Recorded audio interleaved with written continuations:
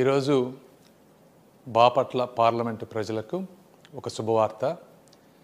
ఎందుకంటే సూర్యలంక ప్రాజెక్ట్ని దాదాపుగా 98 కోట్ల రూపాయలతోటి స్వదేశీ దర్శన్ 2.0 స్కీమ్ కింద ఈరోజు సెంట్రల్ గవర్నమెంట్ అప్రూవ్ చేసింది.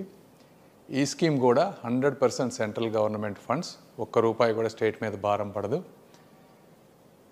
ఈ ప్రాజెక్టు రావటానికి 60 ప్రాజెక్టులు సెంట్రల్ గవర్నమెంట్ ఎవాల్యుయేట్ చేసి ఇందులో ఒరిజినల్గా 6 ప్రాజెక్ట్సే తీసుకోదలుచుకున్నారు 600 కోట్ల రూపాయలతోటి.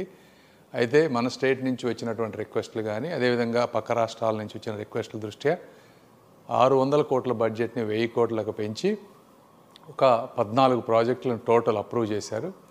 ఏదేమైనప్పటికీ ఈ ప్రాజెక్ట్ అనేది శ్రీ నారా చంద్రబాబు నాయుడు గారు తీర ప్రాంతాలను అభివృద్ధి చేయాలనేటువంటి ఒక సంకల్పంలో భాగం.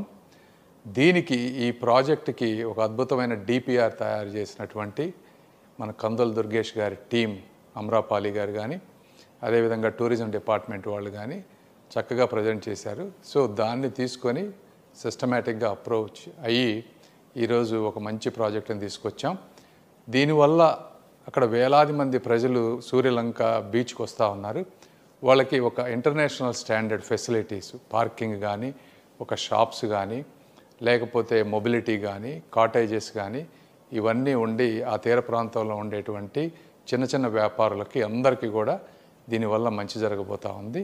కాబట్టి ఈ అద్భుతమైన ప్రాజెక్టుని శాంక్షన్ చేసినటువంటి మంత్రి గారు గజేంద్ర షెకావత్ గారికి, అదేవిధంగా శ్రీ నరేంద్ర మోదీజీ గారికి, శ్రీ నారా చంద్రబాబు నాయుడు గారికి, పవన్ కళ్యాణ్ గారికి, అందరికీ కూడా మా స్టాఫ్కి అందరికీ కూడా ఒకసారి కృతజ్ఞతలు చెప్తా ఉన్నాను.